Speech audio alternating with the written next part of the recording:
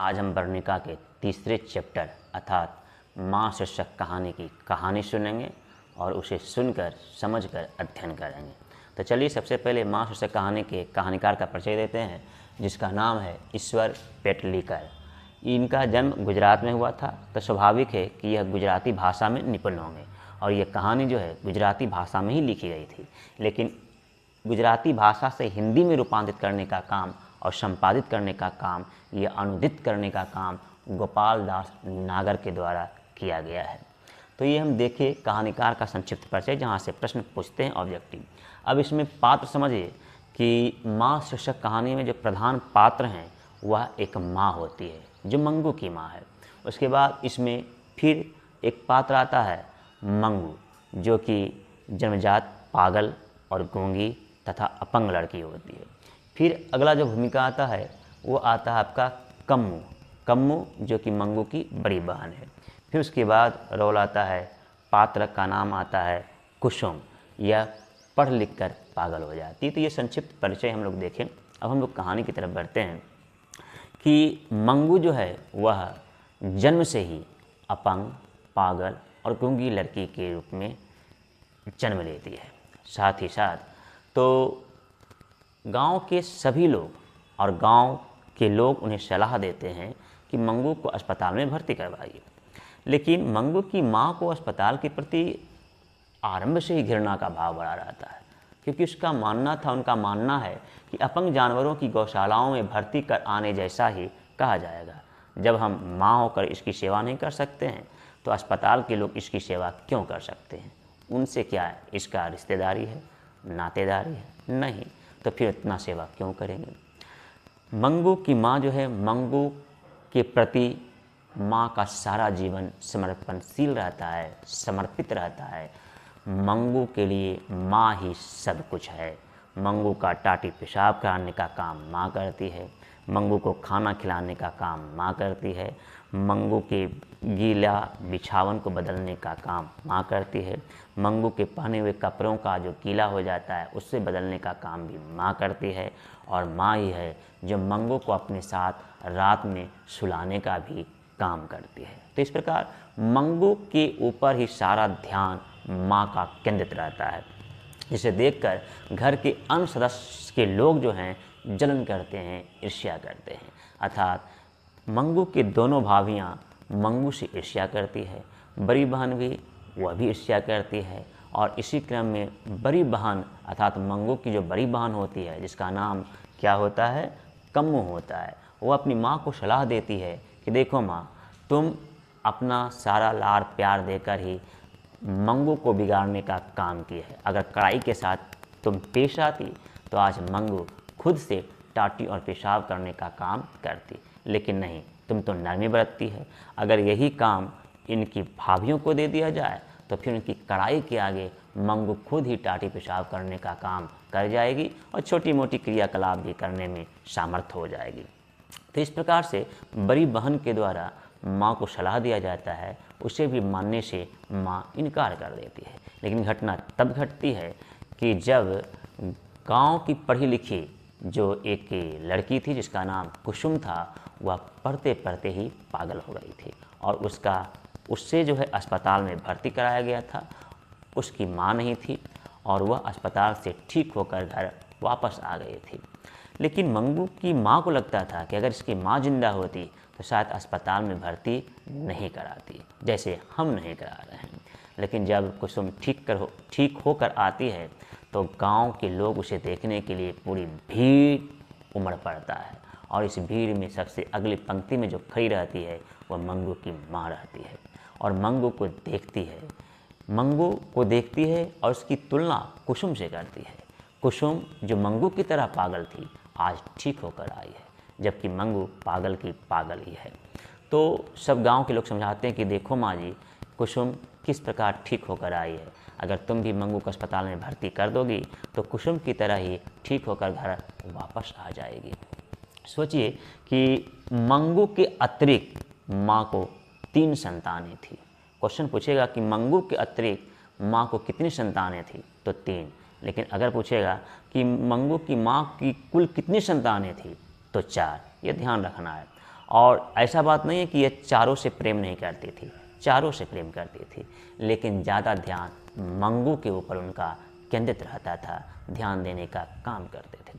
तो कुसुम के ठीक होने के उपरांत गांव के लोग सलाह दिए, घर के लोग सलाह दिए।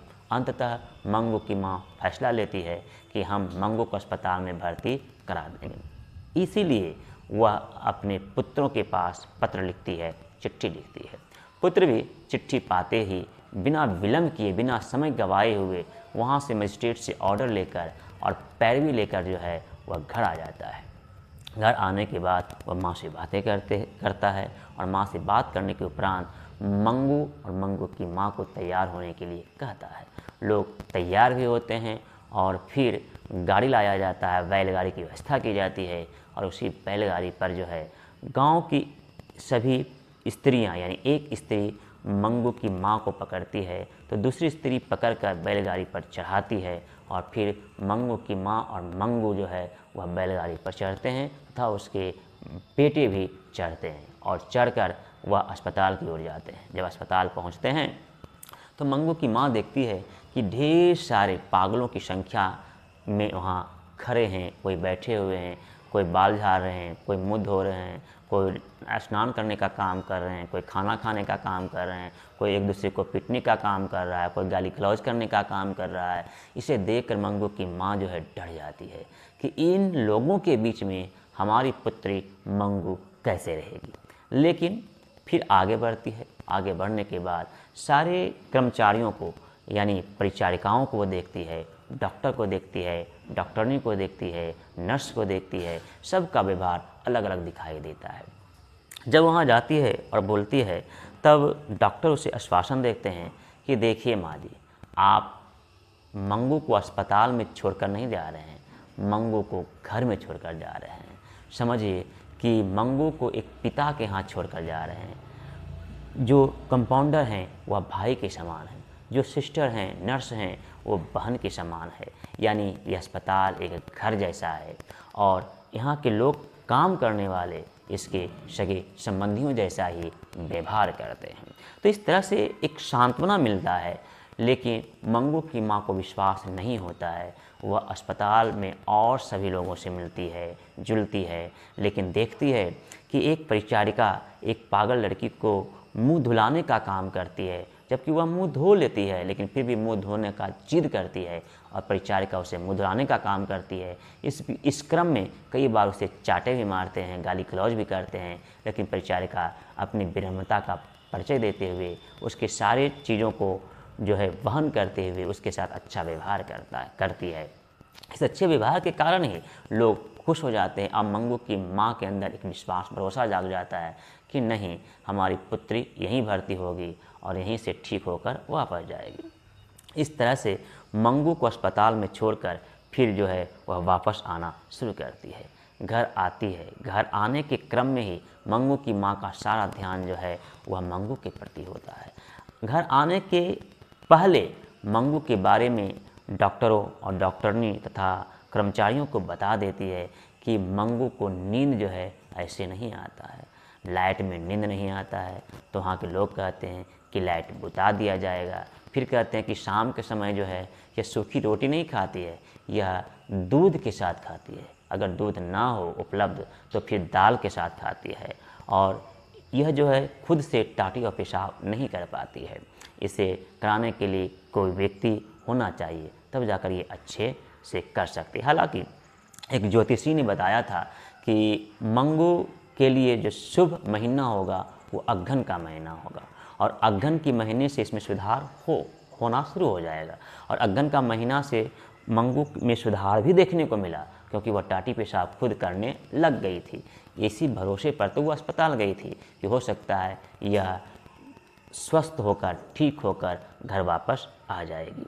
सोचिए कि मंगू की माँ में एक भावनाएं होती है कि 14 वर्ष के उम्र में मंगू की बड़ी बहन कम्मू का विवाह कर दिए थे और शायद अगहन के महीने में मंगू का उम्र भी 14 वर्ष हो जाएगा। इसके पहले जो है उनका 12 वर्ष की अवस्था में था, तो अगहन के महीने में 14 वर्ष की हो जाएगी और 14 वर्ष की उम्र में उसकी शादी भी हम कर सकते थे क्योंकि कम्मू से ज़्यादा सुंदर देखने में मंगू लगती थी। अगर एक बार भी कोई वर देख ले तो फिर उस पर मोहित हो जाएगा और शादी न करने की तो कोई ठान ही नहीं सकता है, सब हाँ कर देगा। ये ख्याल, कल्पना, सपने मंगू की माँ के अंदर आते रहते हैं और इन्हीं सपनों में खोए हुए मंगू को अस्पताल में छोड़कर घर वापस आते हैं।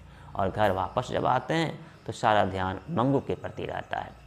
फिर देखिए, अचानक मंगू की माँ रात में सोती है, लेकिन उस क्रम में वह बड़बड़ाना शुरू करती है। बड़बड़ाते हुए बोलती है, दौड़ो रे दौड़ो गाँव वालों, मेरी मंगू को किसी ने मार डाला। अर्थात यहाँ हम यह कह सकते हैं कि मंगू की माँ खुद भी पागल हो गई। कहानी यहीं समाप्त होता है। लेकिन आप सोचिए कि एक माँ को जब यह लगता है कि हम अपनी बेटी को ठीक नहीं कर पाएंगे तो खुद माँ ही अपनी बेटी की श्रेणी में जाकर मिल जाती है, अर्थात माँ खुद ही पागल हो जाती है और फिर इस तरह से वह जो है मंगू की श्रेणी में माँ जाकर मिल जाती है। कहानी समाप्त होता है।